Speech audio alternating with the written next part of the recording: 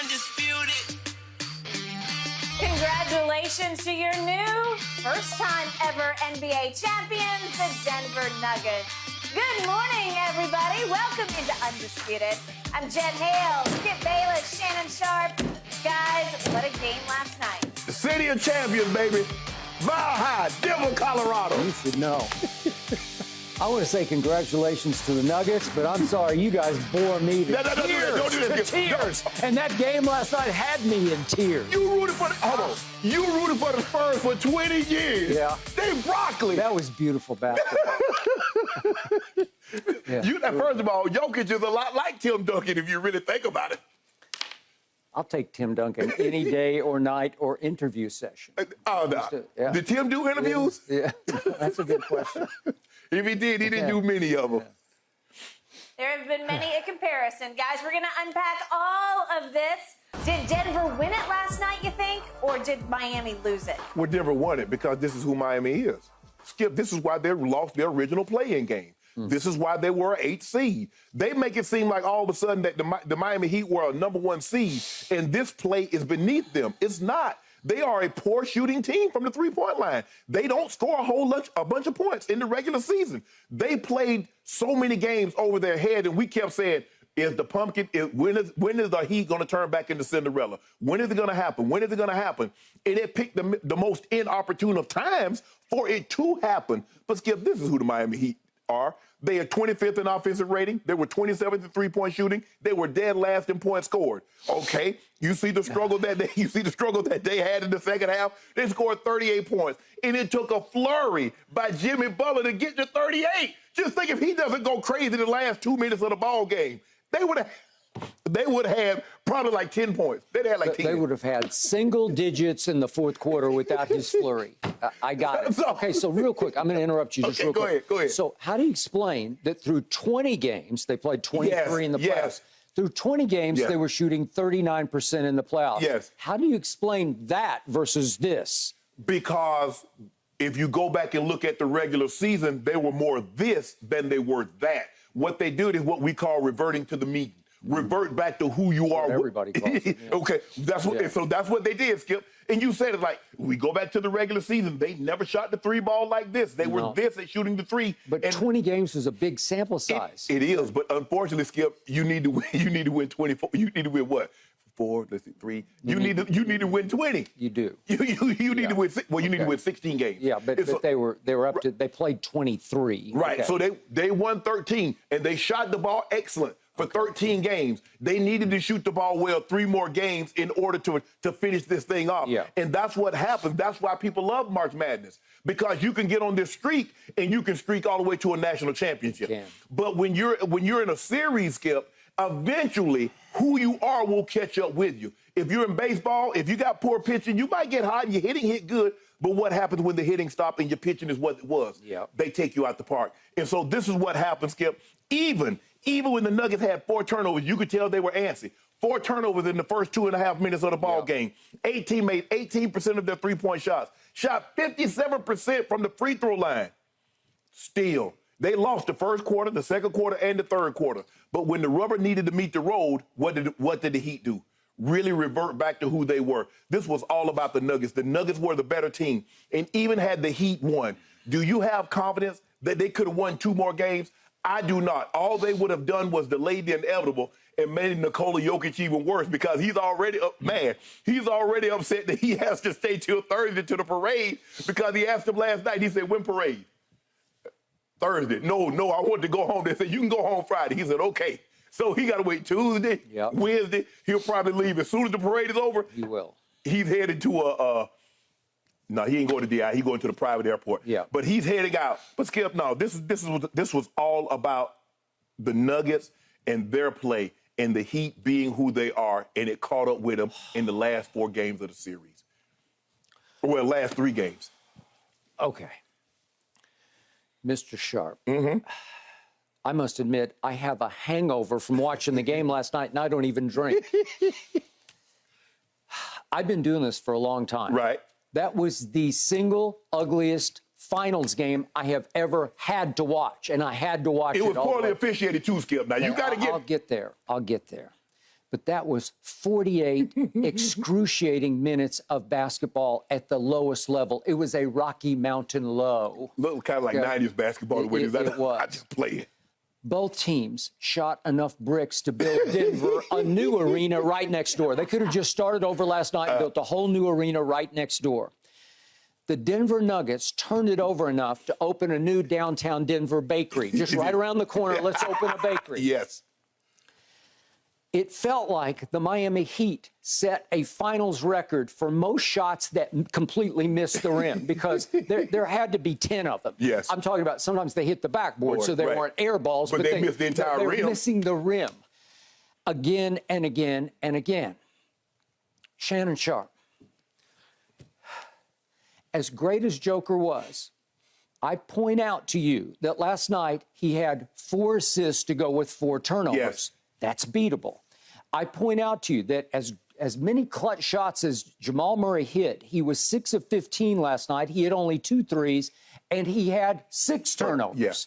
I point out to you that the same Aaron Gordon, who had scored 27 points. 11 of 15. Yeah, okay, 11 of 15. Last night he goes 1 of 6 from the field, and 0 of 2 from 3. It's beatable. Yes. Michael Porter Jr. from 3 last night was 1 of 6. Yes. 1 of 6, and he said after the game, my shot's broken, but I'll fix it in the offseason. Right. I don't even care. Right. Well, he doesn't need to care. He's got a ring, right? But Skip, he had 18 points in the first 4 games. He had 16 and 11 rebounds last night. 16 and 13, excuse me. I'll get to more about Bruce Brown in just a moment. But from 3 last night, he was 0 for 5. I just gave you a set of numbers that add up to victory Miami. Right. Let's go back to Miami for Game 6. Right. The final number being the Denver Nuggets in a home closeout game to win their first ever NBA championship. They shot 5 of 28 from 3. 5 of 28, that's 18%, Yeah. Shannon Sharpe. It's not good enough to win the closeout game, which is always, the cliche has it, the hardest game to win. Denver was doing everything in its power to say, here, here, here. Take it, take it, take it. They were all but begging the Miami Heat to, okay, take it on back to Miami, and we'll go down there and we'll shut up your crowd and shut you up in your own arena because we don't really want this one tonight. Right. Were they just shaky-handed because it's a closeout? Sure they were. They got off to a bad start, and it only got worse. Okay. That brings me to the Miami Heat. So all along, I keep saying, Jimmy, what are you doing? Playoff Jimmy, you looking at him? I'm just tweeting. I'm saying, finally, I started tweeting, get him out of there. They are hanging in spite of quote-unquote playoff Jimmy. And I reminded everybody on Twitter, I remind you, he trademarked Himmy buckets going into the finals. I couldn't find him really the last 10 games of the playoffs. I'll get to that in a moment. But last night, it got so bad that he was timid. He was afraid to even try to shoot the ball because he was in such a shooting slump. He lost all of his confidence. And the same guy who initiated the offense against Boston and the Knicks and certainly against Milwaukee, the same guy who scored 56 points in, what was it, Game 3 of the Milwaukee. Yes, I got it right here. Game 4. Game 4. He had 42 in the closeout. Yes, he did. That same guy last night got so bad that he would wait and wait and wait, like, I don't know what I'm going to do with this ball, and the clock's going down, and then he dribbles it into the lane, and he's like, should I shoot? He had 10 straight 10-foot jump shots. I'm saying, just shoot it. You can do this. It's your bread and butter shot. And at the last second, he would pick up his dribble and wait and then kick it to a covered shooter. It's just not good enough. They collapsed around playoff Jimmy, who's been way off Jimmy. Mm-hmm. So, Shannon Sharpe, going into that last salvo, that last possession, the last burst from Jimmy Butler. Right. He was 2 of 13 until 4:21 was left in the game. 2 of 13? Are you kidding me? Right. And they're still hanging in the game?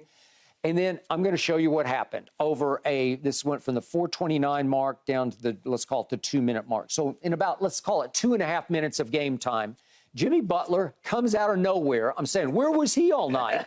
And scores 13 straight points, including the free throws off a controversial foul call that we'll talk about in just a moment. That is some bull. Yeah, it was some bull. Okay, here they are. Here are his 13 points that just come like lightning out of the Rocky Mountains. He suddenly makes a three. That was his first three of the game. What? And he makes another three, and he's not even a three-point shooter. And then he gets the foul call, and he goes to the line, and I'm thinking surely he'll miss one of these because he'd missed 2 in a row earlier in the game, and he makes all 3. And then he comes down and actually did what he should have been doing all game. He shot a little 10-footer and made it. And then he takes it to the basket, gets fouled, and he says, I got these 2 free throws. That's 13 straight points. And with that last free throw you saw, with 1:58 left in the game, they led the basketball game, 89-80. The score is like a 90 score. It's 89-88 because it is a clank fest between these two teams. And then, speaking of Bruce Brown, this was the shot of the night. Jokic notwithstanding, Jamal notwithstanding, Aaron Gordon, Michael Porter Jr., Bruce Brown did it again. He haunts me. He actually helped me when he was a Brooklyn Net, but this is the shot of the night because Jamal misses. If we could see this with 133 left, and this is 131. Jamal misses a tough shot, and he comes from nowhere on Strus, gets underneath Strus. This is what he does. This is who he is. He shoots, and he slips underneath. He slips underneath Strus and puts it right back in. Yep. It's a killer shot because all of a sudden they go back up one with 131 left when it looked like on a missed shot, a force-up miss by Jamal. And you think, well, you got the ball. You could go down and maybe make a 3 and go up 4. Maybe that's a winner, right? Correct. Okay, now speaking of making a 3, my 2 guys, Gabe Vincent and Max Strus. I wonder if you're going to get to them. Yeah, I'm going to get to them. But this was Max Strus. I'm going to show you what happened with 1:13 left.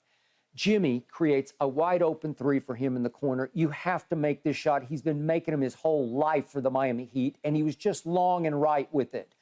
Shannon, it's a shot you have to hit because it's to go up 2 with 1:13 left. It's how they got here. They did it to the Bucks, and they did it to the Knicks, and they did it to the Celtics, and he couldn't do it to the Nuggets. Right. It's one of those. Remember, he made 4 in the first quarter when he bounced back in game 2 and really set the table for what happened in the game they stole in Denver. Okay, now we're back to Jimmy Buckets. At this point, he had missed his last 2 threes after that salvo that we just saw. And he goes Fred Brown. Remember Georgetown Fred Brown against North Carolina? Downtown Fred Brown. This is 1982 national championship game won by Michael Jordan with the late jump shot. And he did the same thing. James Worthy picked Freddie Brown. And that was KCP that picked. Okay, but I don't even think you pick it. You just stand there and say, you're throwing it to me? Here's Jimmy Buckets with the crucial. This is. He traveled to begin with. Yeah, he did because he lost his feet in the lane and he doesn't know what to do and he just throws it right to KCP. Yep. It's the ball game. This is your chance because you're only down 1 at this point. It's 27 seconds left. You get stuck. I don't know. I think he kept his pivot foot. But the point is, this is your best player. If your best player can't make 1 play, just go up and shoot. Just get to the free throw line. They have lived on that kind of a drive shot. They have lived on him kicking to an open shooter, and he got so deep that he got stuck, and he lost his balance for a moment. I don't know if he lost his pivot foot, but he lost his balance, and then he lost his mind. Yeah, I think the thing was, Skip, they had done a great job after game 2 of staying down. They do a great job of getting you up and then jumping into you and getting the foul contact. They did a great job of playing Jimmy, knowing that he wants to play, as Eddie Howe says, off 2 feet. He's going to pump fake you up in the air. They did a great job of holding steady. So once the guy didn't leave, you're right, he probably should have just gone up and attempted the shot like he did when he gave him that 1-point lead. But he kind of like lost it. He lost it. It's the game. It's the season. It's the series. And you throw it to KCP, who just goes down and makes the 2 free throws, and it's basically game over. But Jimmy got one last attempt. It's not his forte. It's not what he does. But he did get a 3. He shoots line drive 3s. He doesn't seem to have much range to his shot. Yeah, he doesn't have arc. But with no arc. With 17 seconds left, we can see the final nail in the coffin. He tries one more. This is to tie the game with 17 seconds left. Not a terrible look, but not his shot. And he missed it, and that was all she wrote for the Miami Heat. Okay. You lived and you died by Himmy buckets, right? Yes. You lived and you died because he got you back in it, and then he lost it for you with the bad pass, and he missed his last 2 threes. Well, I can't ask him to make 2. It's not even what he does. Right. But he's all you got. He is your best player, so to speak. And yet, go ahead. Skip, do you realize before he had that salvo, you had a whopping total of 5 points? Yeah, he was 2 for 13. No, I'm saying the Heat in the fourth quarter. Yeah. Skip, you had 5 points. All they had was they had a Kyle Lowry 3. Yes. And somebody else. Oh, Caleb Martin made an up and under bucket. Yes. Okay, he made a drive shot. You had 5 other points besides his salvo. Yes. You had 18 total points. If he doesn't go crazy, you're not going to score. So for 10. the first 10 minutes of the game, for the first 10 minutes of the fourth quarter, you had a grand total of 5 points. In the second half, Jimmy Butler was 3 of 10. Kyle Lowry was 2 of 7. Max Strus was 2 of 7. Yeah. Gabe Vincent was 3 of 8. Bam went 1 a second. Remember that great first half that Bam had? Bam made 1 shot, missed 7 shots in the second half. So, Skip, as bad as the Nuggets were playing, the Heat was playing even worse. That's my point. Again, the game was theirs on a silver platter to take. And they just couldn't hold on long enough to take it away. Right. And back to my guys, Gabe Vincent, Max Strus. Oh, the second half, they were terrible. Okay, think about this. Over the last 3 games, think about this. Let these numbers sink in. Over the last 3 games, 2 at home, 1 in Denver, they combined to go 12 of 52 from the floor. That's 23%. I mean, you just can't overcome it. They're in your starting lineup. From 3 over the last 3 games. Right. They managed to go 3 of 27. That's 11%. If they make 5 of those, just 5 more of those, we might be having a different conversation. But they couldn't make a 1, and then Strus missed the 1 at the end of the game. But, Skip, you got to admit, now, Kyle Lowry was making some threes. Come on, I'm like, Kyle, what are you doing? I mean, he's pulling them out to you-know-what. He did, but that's all they had, which brings me back to Himmy buckets. You are no Himmy. Well, he deserves it. Well, what have you said to me? If it were LeBron James, you'd be all, I would. Right. I would. Who wouldn't be? But, Skip, I think the thing is that this is why he's been able to come playoff time. It's because nobody views him like you view KD or you view Steph or you view LeBron or Giannis. So he's able to escape. So we give him, Heat praise. Oh, that's a LeBron performance. That's a KD performance. But when he doesn't play well, we just excuse it and say, well, he's not that caliber player. Well, you can't give him kudos when he plays well and let him escape blame when he plays bad. Okay, I got it. A long-time trusted NBA source of mine texted me this morning as we're getting ready for the show. Okay. And he said, I've told you for years, he's a number 2. He's a second star. He needs a 1. He needs somebody else who closes deep. But he's going to run him off. Okay, well, you could argue he's difficult to live with. Right, I got you. Thanks for watching, Undisputed fans. Subscribe here to get the very latest from Skip and Shannon. Plus, go watch a few segments from our other shows on FS1.